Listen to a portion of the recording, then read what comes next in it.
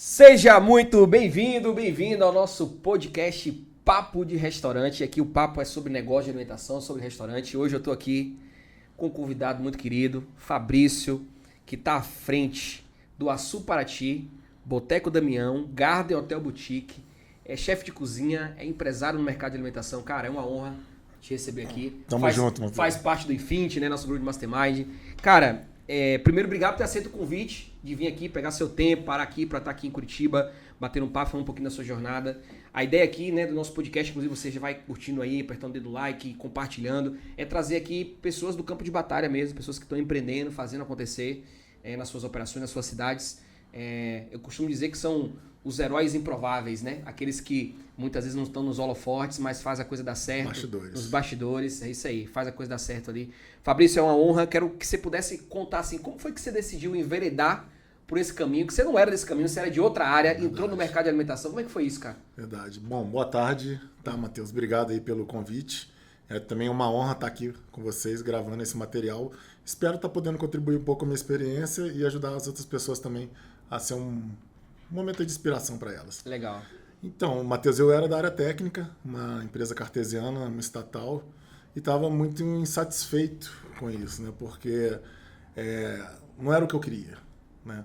Estava infeliz, já muito chateado, né? Com aquele 17 anos trabalhando, né, na estatal. Foi quando eu percebi que eu gostava de cozinhar e eu precisava aperfeiçoar isso como um hobby mesmo, né? Entrei no mundo da gastronomia, vi que tinha um dom, tinha um talento para isso e resolvi investir em mim. Foi quando eu me formei chefe executivo, né? Formando chefe executivo, comecei a trabalhar na área, gostar, criar, pesquisar, inovar na gastronomia. Abri meu primeiro restaurante lá em Paraty. Paraty. Tá? Estado do Rio. Uma cidade turística, muito charmosa, bacana. Consegui colocar minha proposta gastronômica, os clientes gostaram, abri a segunda operação. Né? Legal. Então são 2 operações, mais agora a terceira, que é o hotel, que a gente também já tá para abrir uma outra operação gastronômica dentro dele. Legal. Ou seja, deixei de trabalhar na estatal e comecei a entrar no mundo da gastronomia. Isso levou quanto tempo, assim, hoje, de quando você começou até agora, já tem quanto tempo de jornada você nesse mercado de alimentação? Já vai fazer 8 anos. 8 anos. 8 anos. Já tem uma bagagemzinha boa aí. Já passei por hotéis, já passei com experiência ao lado de grandes chefes. Legal. Eu tento tornar a minha gastronomia acessível para o meu cliente, né? Então esse é o meu objetivo dentro da área. Okay. Como restaurateur, como chefe de cozinha e como empresário. Legal. Tá?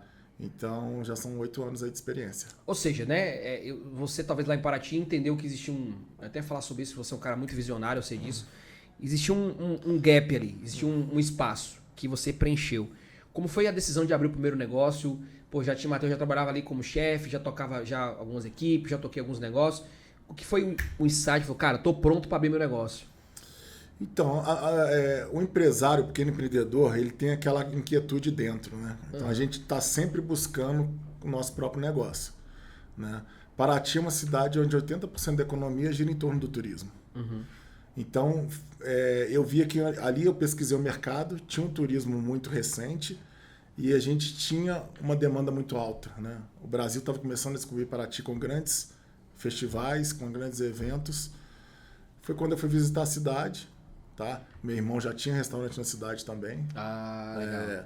Então, eu passei perto de uma casinha charmosa lá, aquilo lá me encantou. Foi quando eu decidi, é aqui que é o lugar que eu tenho que abrir. Entendeu? É aqueles sinais, né? Sim, que o universo e Deus manda pra gente. Né? E a gente não tem como recusar. Né? Eu vou seguindo esses sinais. Tá? Legal. Uma dúvida. A montagem, eu vou falar assim, a montagem do primeiro cardápio. Você foi numa linha do que você já trabalhava, uma linha que você já executava bem, ou você falou assim, cara, a cidade não tem um negócio, porque assim, muitas vezes quem tá ouvindo a gente aqui pensa isso, né? Mas o cara cozinha bem, pai, o que eu cozinho eu quero colocar na minha cidade, mas na cidade já tem muito. Pô, vou entrar na mesma linha de culinária, será que vai dar bom? Será que eu tenho chance de desbravar isso e ser diferente mesmo fazendo uma coisa muito parecida? Ou você olhou e falou, cara, eu vou criar um cardápio de algo que aqui não tem, a galera tem, existe uma demanda aqui, é notório que é o mais fácil, né? Quando você vê Existe uma demanda, ninguém está preenchendo. Exato. Como foi o teu caso ali? Exatamente, você falou tudo. Existe uma demanda e ninguém está preenchendo. Eu nado contra a maré, né? Sou muito desse perfil. Eu não quero fazer o que todo mundo está fazendo, eu quero buscar a minha personalidade. Isso tem muito de insights, né? É como eu falo, a gente tem que conhecer o mercado que a gente está atuando, né? O Brasil, a gente tem de uma gastronomia muito recente, o brasileiro tem viajado muito, tem descoberto novos sabores. Né? Então, lá em Paraty, o turista que está indo na cidade é um turista que está viajando o mundo inteiro. Então, ele tá atrás de pratos mais complexos, com sabores mais especiais. Né? Foi onde eu desenvolvi minha gastronomia. Eu sou mineiro, então eu tenho uma essência de muito sabor, né? De uma gastronomia muito raiz ali. Né? Minas tem uma das maiores gastronomias do Brasil.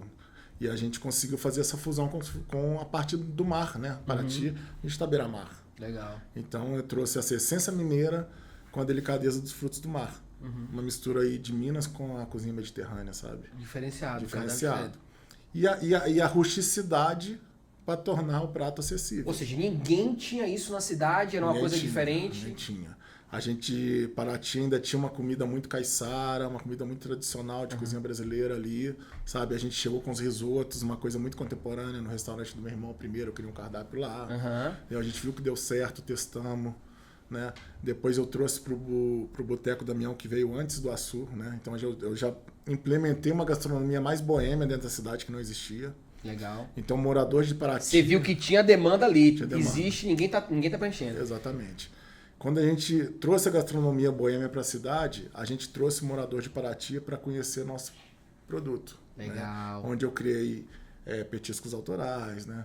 Depois, quando o Açu veio com a minha proposta, a gente já tinha um mercado ali conhecendo o meu trabalho. Né? Legal. Ou seja, é uma pergunta aqui. Você está numa cidade que tem sazonalidade. Né? Às vezes tem muitos aqui que estão vindo, trabalham em cidade litorânea, tem sazonalidade. Lidar com sazonalidade é um desafio, né? Desafio de insumo, desafio de cliente, né, épocas do ano ali. E você falou sobre abranger o público local. O seu cardápio, ele tem uma parte do foco dele é para o público turista, outro foco é para o público local, ou não? O público local se adaptou. Quantos por cento desse público local hoje é frequentador do teu negócio? Você consegue ter mais ou menos uma ideia disso? Tem sim. Até porque é uma preocupação nossa, né? Eu quero ter um morador de Paraty frequentando meu restaurante, né? Quantos habitantes tem em Paraty? 40 mil habitantes. 40 mil habitantes, é uma cidadezinha considerável. A gente ali, o Açu, ele traz 60% aí, morador de Paraty frequenta ali, né? A gente tem um público grande que se identifica muito com a marca. O Açu, a própria palavra Açu remete à cidade, né? O rio que corta a cidade deságua no mar, desce da Serra da Bocaina, vai até o mar, chama Perequê-Açu. E a gente está à margem dele. Nosso deck, muito charmoso, está à margem do rio. E daí veio o nome do restaurante. Açu, exatamente. Então o morador de Paraty, ele se identificou muito com a casa. Né? Legal. Então a gente trabalha... E é difícil, né, cara? É difícil você conseguir pegar uma cidade turística, abraçar a galera da cidade, né? Pô, tem que ser uma comida boa, tem que ter um atendimento bom, tem que ser afetivo mesmo, né? Exatamente. Porque o morador, ele chega a ser mais exigente. Muito mais. Então, o turista tá ali, igual você falou, tá de passagem. E pra turista tudo é bom, cara. Tudo é bom. Tudo é bom. Se for... Às vezes dá uma coisa errada, ele releva, o cara tá de passagem, ele não vai viver ali. E quem não gostou não vai voltar, mas quem... Sei lá, se daqui um ano ou daqui 5 anos eu vou voltar de novo, exatamente. Entendeu? Mas isso funcionou bem, o turista tem gostado das casas, o boca a boca é muito forte, a gente tem um marketing de boca a boca muito forte, então a pessoa que do Nordeste vai lá, já faz a nossa propaganda no Nordeste mesmo, São Paulo, Sul, fora a gente recebe muitos estrangeiros, franceses, alemães, sabe, muito ingleses, bacana. E esse desafio da sazonalidade, como é que você lida assim? Tem épocas do ano que, cara, bomba, épocas do ano que fica vazio, eu tenho que focar mesmo no público. Quais são esse olhar que você tem hoje, estratégias que você tem implementado aí? Então, isso é uma diferenciação nossa, porque grande parte dos empresários em Paraty prefere faturar na alta temporada para cobrir a baixa. A gente não, a gente quer ter constância o ano inteiro. E para a gente ter constância o ano inteiro, eu controlo meu CMV. Entendeu? Então, eu controlo meu CMV para ter preço mais reduzido e conseguir oferecer uma proposta diferenciada para os moradores e turistas, sabe? Então, meu CMV é muito baixo. Tá? Então, meu custo do prato é muito baixo. Então, eu consigo ter uma margem de lucro boa que sustente a nossa casa na baixa temporada. Entendi. Tá? Que são poucos meses também. Tá? Dá mais ou menos quantos meses ali no ano? Maio, junho... Aí a gente tem um período de baixa, assim, mas a gente tem grandes eventos que também ajuda a dar uma levantada ali. A galera desce e vai pra lá. Exatamente. Tem um festival de jazz muito famoso na cidade, que a cidade fica 100% ocupada. Tem a Flip, que é a principal feira literária do mundo, né? Legal. Então a cidade tem 100% de ocupação. Tem o Festival da Cachaça. Legal. Tem a Festa do Divino, né? Então a cidade tem evento o ano inteiro. Pra suprir essa falta. E fora os feriados, finais de semana, que a gente tem. E durante a semana os estrangeiros ocupam a cidade, que eles vão para São Paulo e Rio e passam para Paraty. Legal. Olhando hoje, assim, ao meu ver, né, cara, primeiro, você é um cara que tem uma visão estratégica, que nem todos têm isso, você acabou de falar. A galera foca muito em eu ganho dinheiro na alta, na baixa eu tô sem dinheiro nenhum, e aí eu quito com o que eu tenho que sobrou, e fico naquela gangorra, né? Hora eu tô lá em cima, outra hora eu tô lá embaixo. É muito ruim. Isso é muito ruim. É isso que acontece. Muito ruim pro resultado do negócio. E segundo, você também teve uma visão de tipo, cara, eu conheço o detalhe lá, que é o detalhe do CMV do prato, eu calculo muito bem, e você entrega valor nos seus pratos. São pratos bonitos, pratos bem elaborados, né? Você falou que trabalha tem a linha de poke, tem a linha de risoto, você tem um cara que tem um cardápio legal ali. Hoje, só pra poder trazer pra galera, Fabrício, assim, quais foram três grandes desafios nesses 8 anos aí de jornada, também à frente do negócio, que você teve, cara, eu tive que superar ali, e esse momento ficou muito marcado pra mim, porque, sei lá, isso aqui foi um divisor de águas.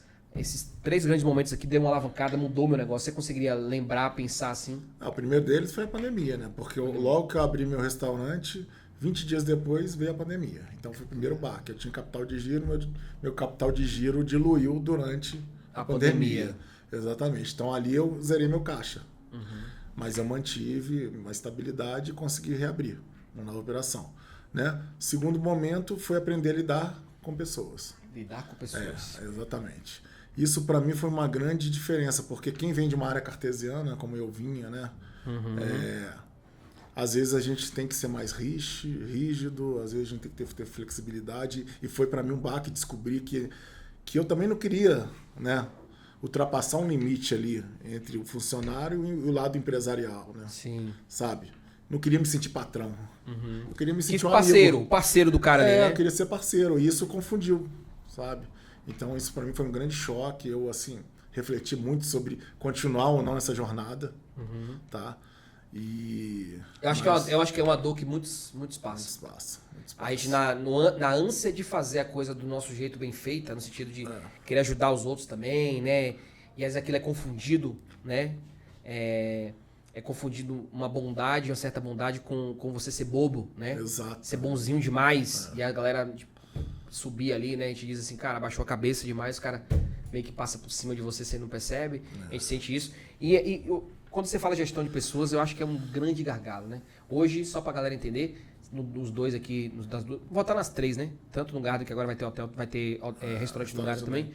São quantas pessoas total, assim, trabalham hoje no time, no grupo de vocês? 40, 50 pessoas aí. 50 pessoas, cara, é um número grande, né? Número grande. Você tem a Rose ali que ajuda ali, né? Dá a mão e tudo. Que é a grande figura, assim, nessa parte de gestão. Eu sei que ela ajuda muito ali, né? Exatamente. É importante ter alguém assim, né, cara? É importante ter alguém conectado, né, ali. E que saiba conversar e dialogar com eles, sabe? Porque é papel de profissional, né, Matheus? Se a gente não for profissional nessa gestão, a gente vai deixar a desejar, não vai entender o que eles precisam, né? E vai ser um choque ali, vai ter um conflito constante, sabe? Legal. Hoje você consegue trazer, assim, algumas ações que vocês começaram a implementar, você com a Rose ali, que ajudou a mudar esse jogo, assim, esse resultado de, cara, a gente tinha uma equipe mais desengajada, isso aqui fez a galera engajar mais. Eu sei que vocês estão fazendo muita coisa aí, mas o que você puxou ali que deu esse start? Assim, não é porque eu tô aqui, mas foi entrar pro grupo, né? Entrar pra mentoria. Esse foi o primeiro passo que a gente deu no sentido de começar a trazer conhecimento pra gente conseguir replicar com eles. Exatamente. Então, esse marco foi o grande momento que, sabe, a gente parou, pensou, é isso, vamos seguir nessa linha porque vai dar certo, e deu certo. Legal. Tá? Hoje, fazer parte aqui da mentoria do Infinity foi totalmente... É 100%. Eu digo nem 90%, não é 100%, claro. É muito conhecimento, né, que chega. E outra, né? Você recebe algo que já está validado também, né? Acho que muito é isso. Cara, a gente valida, cara, aplica, que a chance de você ter resultado aqui é muito grande. É muita ferramenta, né, Matheus? É o que eu estava comentando até com outro empresário amigo, né? A gente tem ferramentas na mão, assim, para a gente colocar o checklist, colocar procedimentos, né? Colocar um manual do gestor, sabe? Colocar o marketing, posicionamento de marca, né? Então, tá tudo na nossa mão. A gente só conseguiu organizar a casa. É um trabalho diário? É um trabalho diário. Por isso que chama trabalho, senão chamaria lazer, né? Entendeu? Então, um trabalho sempre vai ter. Mas o mais importante hoje é que a gente tem um CMV controlado, né? A gente tem pratos bons, sabe? A mão de obra nossas lideranças estão engajadas. Isso é bom, tá? Isso é importante. Então, agora chegou o momento de eu começar a pensar em mim, sabe? Como empresário, como empresa, e construir o Fabrício, porque muita gente depende de mim. Tá? Então, esse é o momento também de eu começar a me capacitar como empresário para crescer. Engraçado, né? O Fabrício estava aqui agora, a gente está aqui em Curitiba, fez uma palestra aí maravilhosa no encontro do Elite, nossa mentoria. A gente tem uma mentoria, né, que é antes do Infinity, ele faz parte do nosso Mastermind, que é o Infinity, e tem uma mentoria, que é o nosso programa avançado ali de acompanhamento do domínio do restaurante, que é o Elite Empresarial. E ele estava lá fez uma palestra falando sobre CMV, né? Pratos com baixo CMV, alta lucratividade, como usar criatividade e inovação para isso.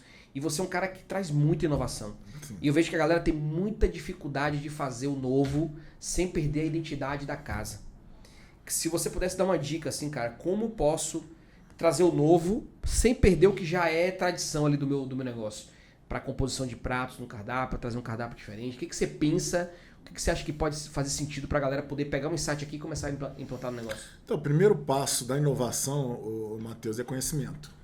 Tá? Buscar suas referências, né? Buscar o que você quer trazer, o que eu gosto e que não tem no meu restaurante. Né? Onde eu frequento uma pizzaria ali, essa pizza tem um sabor que não tem no meu restaurante. Né? Eu vou eu tenho uma casa de carnes, aí eu vou numa outra casa, o que ele tem lá que eu não tenho. Então, começar a trazer referências, começar a pesquisar no mercado o que tem de novo, o que está sendo testado. Sabe, a gente tem que conhecer o nosso mercado. A gente, como dono de restaurante, tem que saber o que está acontecendo no nosso entorno. Né? Eu tenho na cozinha japonesa, na cozinha mediterrânea, na portuguesa, na chinesa, na taiwanesa, na brasileira. Primeiro passo é esse. Segundo passo é testar. Né? Trazer isso para dentro do restaurante, fazer um dia de teste, né?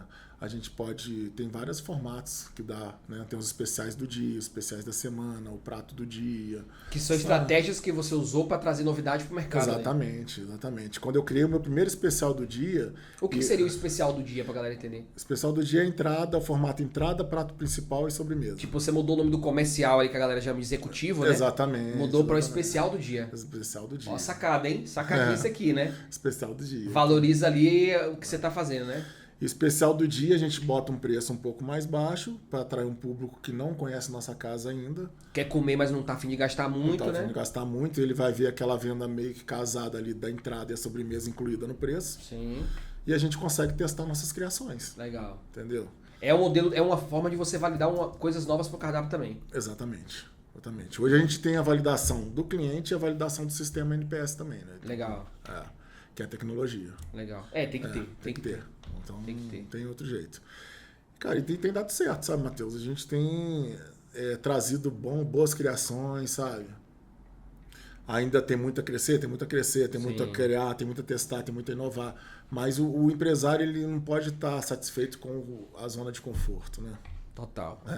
É na zona de desconforto o tempo todo. Não adianta a gente pensar só em faturamento, a gente também tem que pensar em inovar para crescer lá no futuro, na frente, né? Você falou uma parada aqui que eu acho que às vezes quem tá ouvindo a gente não tem a dimensão, porque para ele a realidade dele talvez seja agora pagar os boletos. Cara, preciso pagar meus boletos, pagar minhas contas.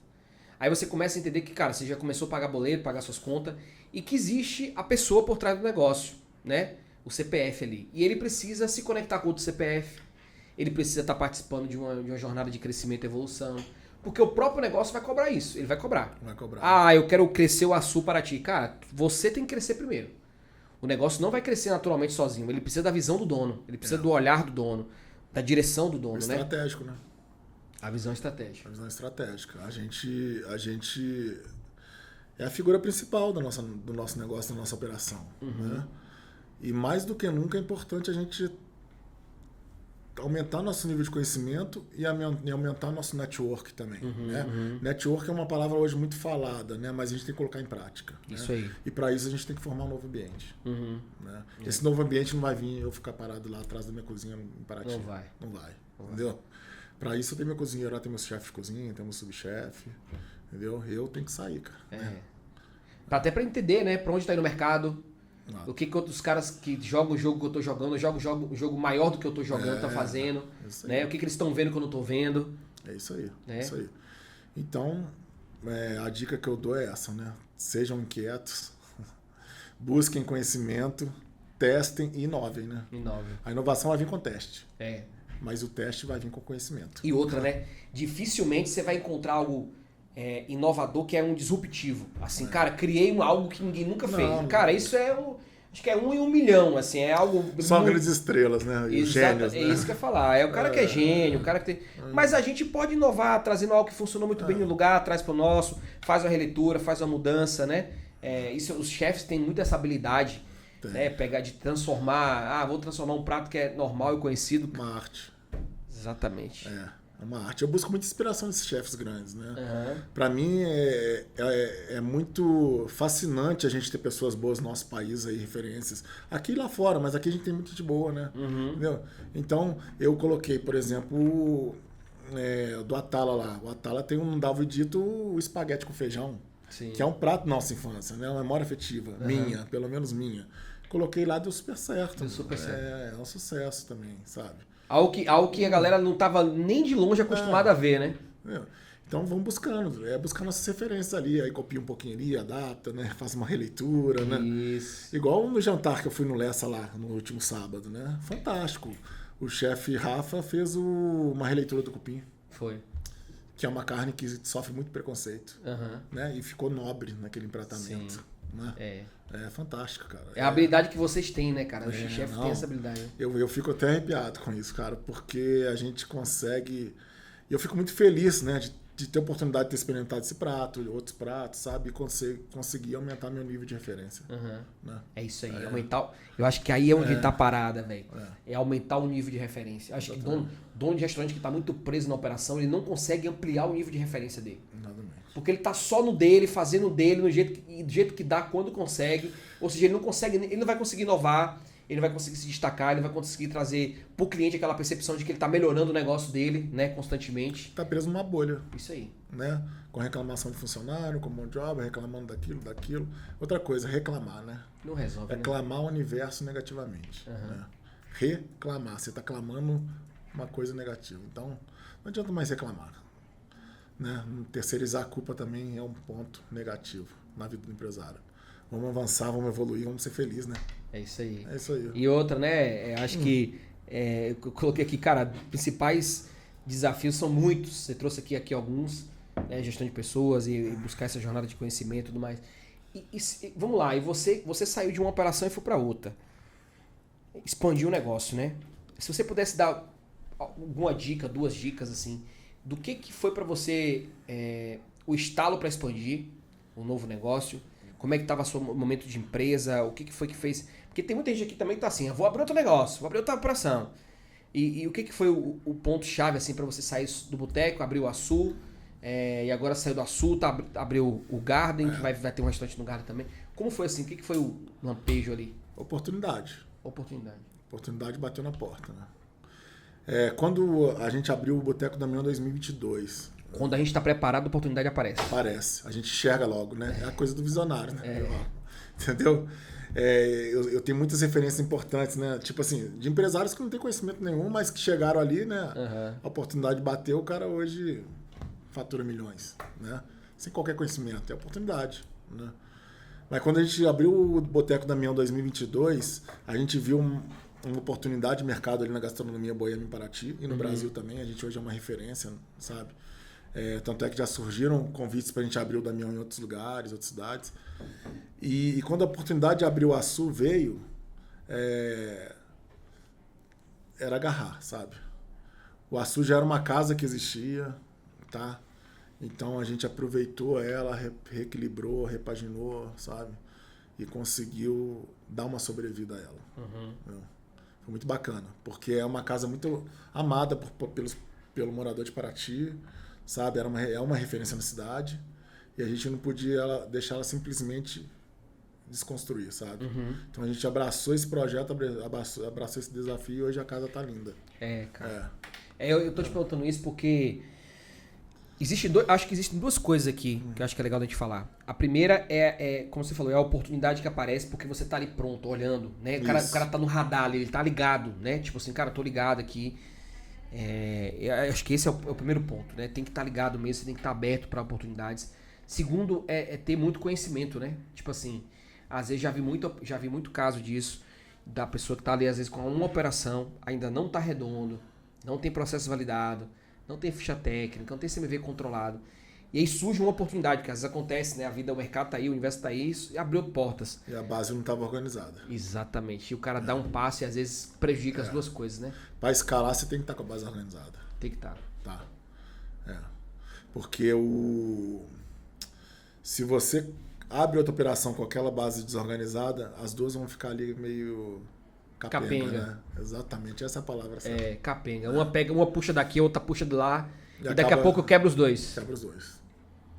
Houve redução gigante de faturamento, né? Já vi muito caso acontecer também isso aí. E a casa fecha, né? Uma das duas fecha. E outra, né? Porque no desejo de crescer, ele não estava pronto. Ainda era uma empresa que a gente chama de criança, né? Ainda empresa criança, talvez indo para adolescência, não era uma empresa madura, adulta. E eu já achei que era e dei um passo, né? Dei um passo, às vezes, no qual me demanda criar uma outra criança, que eu tenho agora 2 crianças para dar conta. E eu não tenho um time para me ajudar a criar, ou seja, não tenho rede de apoio para ajudar a criar, né? E aí as 2 crianças choram. Esse nível a gente tem que ter, né? A gente tem que ter esse conhecimento de que a gente está pronto, né? Isso. E de que a empresa está pronta. Ela saiu da fase adolescente para a fase adulta, está pronto para a gente expandir. Eu acho que é um grande show, um grande site. Cara, falando sobre cultura de empresa, assim, cultura do açúcar, cultura do boteco. Eu sei que a Rose tem a mão dela ali muito forte nisso aí, junto com você. Como é para você hoje desafios de cultura, assim, de treinar, capacitar, manter time engajado, fazer as pessoas cumprirem as atividades, ferramentas, Matheus, eu escuto muito isso, né? Matheus, tem checklist, mas os colaboradores não fazem. Como é que é isso hoje lá no teu grupo? É desafio diário, né? A gente tem as lideranças tão treinadas para cobrarem e fiscalizarem o checklist, procedimentos, mas é um desafio diário, Matheus. A gente tem que estar preparado para esse desafio. Hoje eles têm que seguir o checklist, o procedimento, a gente tem regulamento interno, código de conduta, né? Então isso tudo tem que estar muito alinhado com quem trabalha com a gente, tá? Se não tiver esse alinhamento, a pessoa sai. Sai. Ou ela sai por demissão, ou ela sai porque não ficou de acordo com a nossa cultura. Né? Ela sente um peixe fora. E pede para sair. Aconteceu muito isso? Acontece direto. É toda hora. E você tá na cidade turística, que é difícil contratar a gente. Muito difícil. Mão de obra em cidade turística é terrível, cara. E antes de entrar até para a escola, né, pra gente ter, a gente ficava dando chance, né? A pessoa errava. Fazendo um monte de coisa ali que nada a ver com a cultura e você mantendo. Justamente por faltar mão de obra na cidade. Mas hoje eu prefiro deixar meu atendimento 70%, 80% ali. Reduzir, né? Reduzir a equipe do que ter um funcionário ruim ali, uma laranja podre, né? Entendeu? Então eles têm que estar muito de acordo com a nossa cultura. Né? Primeiro passo é ele já leu o regulamento interno, já viu o que a gente quer, nossos valores, nossa missão, né? Os valores são coisas, tem valores nossos que são inegociáveis, né? Sim. Então é isso, a gente implanta, é um desafio diário que a gente tem que estar lá lidando direto e cobrando a liderança. Inspirando, né? Acompanhando, treinando. Cobrando. Liderança, treinando. A liderança que é a nossa mão, braço direito lá na casa, né? Quantos líderes diretos você tem hoje ali no time? Hoje as casas não são grandes, né? Então a gente tem um gerente, um líder de cozinha. Entendi. Nas operações. Nas operações, exatamente. Eles são os que ficam mais próximos de você ali, que você transmite. Legal. Que agora eu tô sentindo falta já de ter meu líder direto que vai conversar com as operações. Intermediário, exatamente. Um gerente de operações, né? Sim. Digamos assim. Então eu já vou conversar só com uma pessoa. Hoje eu converso com 3 lideranças, né? E o tempo todo a demanda, né? Toda hora uma demanda. Exatamente. Então eu tô sentindo a necessidade de ter meu líder direto ali, um gerente que vai fiscalizar todas as casas. Legal.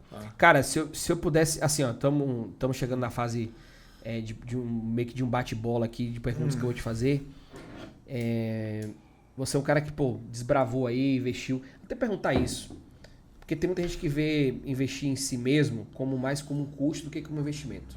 Tipo assim, isso é um custo para operação, tá me custando tanto por mês e tal. E vejo que você é um cara que estuda sempre, tá buscando crescer. O que você diria para essa pessoa que às vezes não tira nem, sei lá, 1%, 2% do seu faturamento para estudar, investir em treinamento e curso? O que você daria de dica para essa galera? Você que já investiu bastante, continua investindo. O que isso mudou para você e que você falaria para quem tá ali às vezes sem poder dar um passo desse, porque de medo, acha que vai gastar dinheiro? Pois é. A gente precisa ter coragem, tá? Medo sempre vai existir, né? A coragem precisa vencer o medo. Né? E, assim, é muito gratificante a gente investir na gente mesmo, porque quando a gente começa a trazer conhecimento, é a riqueza que a gente leva para outra, né? A gente não leva mais nada, a gente não leva o carro, não leva a casa, não leva a roupa do corpo, a gente leva conhecimento, né? Então, vai estar comigo a vida inteira, né? Ele abre nosso olhar para o mundo, sabe? Então, quando a pessoa, você não tem dinheiro, não tem dinheiro para pagar um curso, não tem dinheiro para pagar uma mentoria, se organiza que dá jeito, tá? Tira dali, tira daqui, né? Deixa de gastar com outras coisas, né? Sabe? Enxuga um pouquinho, que vai dar certo. Porque à medida que você começa a investir em si mesmo, a gente atrai, sabe? Sempre dá um jeito. Sempre. E outra, né, cara? Eu acho que o universo começa a abrir portas pra você que ele não abria, velho. Abre. Hoje eu tô conectado com pessoas tão interessantes, né, cara? Tipo assim, é um network tão gratificante porque não conhecia, não tinha, né, nesse radar, sabe? Era o mercado de Paraty, era a galera de lá. Agora conheço um cara gigante lá no Nordeste, conheço outro cara gigante no Sul, conheço um cara grande lá no Pará. E que viraram amigos, sabe? Assim, tem no Sul, tem vocês, tem Nordeste, como você falou, tem Salvador, tem Recife, Bahia, Jequié, que o cara conheci Jequié, é uma cidade cantadora, que é essa cidade, né? Sim. Né? Tem um Lázaro lá. Tem um Lázaro lá, nossa, gigante, gigante, cidade linda. Cara. Então... Eu acho que isso é que dá um tesão de viver e fazer as coisas, né, cara? É foda. Eu falei assim, tá tudo bem. Engraçado que é assim, sabe por que eu tô falando isso? Porque começa a ser o seguinte, é difícil você que é empresário, a galera vai ouvir aqui agora vai entender. É difícil você sentar e trocar uma ideia boa com alguém quando não tá no mesma vibe, na mesma frequência. Não. E aí, vamos lá, aí você é o cara doido da família, que você geralmente é o doido, você é o doido, largou a profissão, montou um negócio. Aí os seus amigos, você olha pro lado, os amigos, nenhum tem negócio. Não. Em geral, seguiram alguma carreira. Tudo julgando. Tudo julgando você. É difícil você trocar uma ideia com essa galera e ter um papo que flua. Você fala, velho, eu preciso me conectar com outras pessoas, preciso me conectar com outros que estão fazendo isso também, porque senão eu vou surtar, porque eu quero trocar uma ideia, falar e parece que eu tô falando inglês com os outros, né? A gente tem essa sensação. Então eu acho que fazer parte de um grupo, fazer parte de um movimento, isso muda, né, cara? O nosso jogo mesmo, né? Muda, traz muita riqueza, né? Riqueza cultural, sabe? E é o que você falou. Às vezes você vai comentar com um familiar, ele te bota pra baixo. Pra baixo. Entendeu? Não, você vai investir esse dinheiro? Isso. Não, né? É assim, aí você vai falar com um amigo que não tá conectado. E você falou investir, ele vai falar, você vai gastar. Exatamente. Você ainda falou investir, ele fala, você vai gastar esse dinheiro. Exatamente. Eu tenho ainda em uma operação, tem um sócio, né? Que às vezes a gente bate um pouco de frente, né? Que ele só pensa em cortar gasto. Eu falei, cara, pensa diferente, pensa em aumentar faturamento. Sim. Olha como é que a gente investe. Ou seja, né? ao invés de eu tô pensando na escassez, eu tô pensando na prosperidade, né, cara? Exatamente. É igual eu quero fazer um curso agora, e custa 40 mil ano, né? Eu não tenho 40 mil para dar agora no curso. O que eu posso fazer para gerar esses 40 mil? Sim. Né? Se eu fizer... Qual renda a mais que eu preciso desenvolver? Se eu fizer 3 eventos agora no meu restaurante, eu faturo 40 mil e pago essa mentoria, esse curso. É isso aí. A gente tem que pensar, né, no atalho. Como chegar lá. E não como não chegar. Uma vez eu vi um cara falar assim, toda vez que eu quero fazer uma coisa nova, que eu não quero gastar o dinheiro que eu tenho, ou seja, investir o dinheiro que eu tenho, eu faço o quê? Faço um dinheiro novo. É isso aí. Cara, como é que eu faço um dinheiro novo que eu não tenho ainda? É igual você falou, faço um evento e pago. Eu não quero tirar do caixa ali, né? Isso. Eu quero fazer dinheiro novo. Faço dinheiro novo e pago. Isso aí. O dinheiro novo pagou esse novo investimento que eu tô fazendo. Não tirei do de lá, né? Não descobriu. É isso aí. Eu acho que isso é uma grande sacada. Cara, a gente fazer uma pergunta capiciosa agora, a pergunta que eu sempre faço aqui no podcast, tá? Me chega na fase final, sempre faço essa pergunta. Qual é o seu maior medo, cara? Cara, hoje meu maior medo é saúde. sabe? Não tá aqui amanhã, né? Não ter quem eu amo por perto. Hoje o meu maior medo é esse. E hoje eu tô nessa estrutura de crescimento, de faturamento, justamente para conseguir ter estrutura para proteger quem eu amo. Entendeu? Então hoje meu medo é não estar aqui amanhã para proteger quem eu amo. Legal. Sabe? É o meu maior medo. Sabe? Porque o resto de tudo eu já fiz, Matheus. Né? Eu já larguei um salário de 25 mil reais, eu já mudei de ramo, eu já abri, já fechei, né? Então, é assim que inquietude está comigo, eu quero crescer, né? Não só pensando em faturamento, não. Crescer como ser humano. Eu quero ter sucesso. Hoje eu sei onde eu quero chegar, né? Às vezes a gente tem uma dúvida ali no meio do caminho, mas a gente vem, conversa com um, conversa com o outro e segue o nosso caminho. Né? Show de bola, legal. E Fabrício, e leitura, assim, você é um cara que lê, busca conhecimento sempre. Se você pudesse dar uma dica de livro que todo dono de restaurante deveria ler, na sua opinião, não tem certo ou errado, o que você acha que livro seria esse? Cara, hoje eu tô lendo um livro muito importante na minha jornada de sucesso, né? Que é do Caio Carneiro, Seja Foda. Essa é a palavra mesmo, Seja Foda. Assim, tô gostando muito. Esse livro tá sendo um marco nessa minha trajetória como empresário hoje, tá? Nova fase, Nova fase, exatamente. Mas eu quero que todo empresário dono de restaurante leia livros também da área, sabe? Gastronômica, sabe?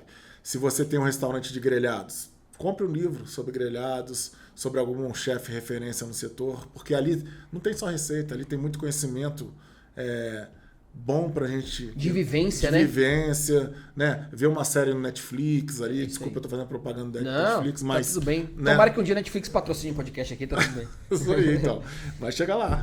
Pô, mas busca conhecer, né? Busca conhecer, compra livro ali, o mercado, sabe? É legal. Do nosso setor, da nossa área, sabe? Show. Eu acredito nisso, cara. Obrigado por ter contribuído, né? Falado sobre livro. Eu sempre pergunto, eu acredito que os donos de restaurante, eles ainda, a grande maioria, né? É uma parcela que ainda não olha com o olhar que deveria pros estudos, né? Pro teórico. Cara, a gente tem que ter o feeling? Tem que ter. Tem que ter a prática? Tem que ter. Mas existe uma base teórica de planejamento, estrutura, indicadores, que você não pode subestimar quando o assunto é teu negócio, né, cara? Ainda tem muito dono de restaurante que não tá fazendo isso, cara. Né? Ele tem a ferramenta e não faz. Não faz. Tá. Não faz. Então é importante ter essa teoria muito forte. É um desafio. No início ele é sacrificante, né? Te exige tempo, te exige demanda. Mas quando você consegue estruturar essa parte teórica toda, depois é só replicar. Só dar manutenção. E hoje você começa a entender que a base do sucesso de um restaurante, de uma pizzaria, de uma hamburgueria é igual. É igual. É igual, a base é igual. Controlar a CNV, é fazer a precificação correta, é controlar a auditoria. Ou seja, você começa a entender que, cara, a base é igual, não tem diferença. A diferença tá por trás do cardápio que é oferecido. A experiência, o canal de venda, mas, cara, a base é igual, né? A base é igual. Cara, dono de restaurante que não conhece seus números, como é que gera? Né? Não sabe custo fixo, não sabe custo variável, não sabe seu CMV. Então... eu já vejo hoje em dia no nível de conhecimento que eu tenho, é loucura ser dono de restaurante sem conhecer seus números. Loucura. Você tá girando dentro no próprio círculo. É isso mesmo. Cara, vamos lá, chegando na parte final. E se eu for a Paraty, como é que eu faço para encontrar o Açu? Como é que eu faço para encontrar o Boteco Damião? Como é que eu faço para me hospedar no Garden Hotel? Faz esse jabá aí, porque a galera pode estar ouvindo, ficar com desejo de conhecer lá. Legal. Paraty, o Boteco Damião, a gente tá aí, o Açu também no centro histórico. Legal. No coração turístico da cidade, né? Paraty é uma cidade cantadora, a gente tem serra e mar, né? Então a gente tá no meio ali, o centro histórico tá no meio da serra, do mar, sabe? O Açu tá na beirinha do deck, na beira-rio ali, uma portinha amarela. O Damião tá com a portinha verde lá na esquina, todo iluminado. Então é só chegar que vai ter uma comida gostosa, uma bebida gelada, um drink autoral. E o Garden tá ali também pertinho, sabe? A gente traz muito acolhimento dentro do Garden. Legal. A gente tem um paisagismo muito bonito, uma área muito aconchegante. Show de bola. Todo mundo vai gostar, espero que gostem, né? Muito bom. Todos os convidados aí. Cara, muito bom. Gente, lembrando, né? Você que vê esse podcast, se puder compartilhar, mandar nos grupos aí de donos de restaurante, da sua cidade, enfim, donos de negócios, de alimentação. Se você puder comentar aqui embaixo como é que tá sendo pra você assistir aqui os podcasts, né? O Papo de Restaurante. Cara, foi uma honra, tá? Obrigado, Gratidão Matheus, pelo aí. convite aí. Bora cara. tocar a sinetinha, né? É, Tocar a sinetinha toca aí. Muito bom. Né? Até a próxima. Obrigado, gente. Um abraço.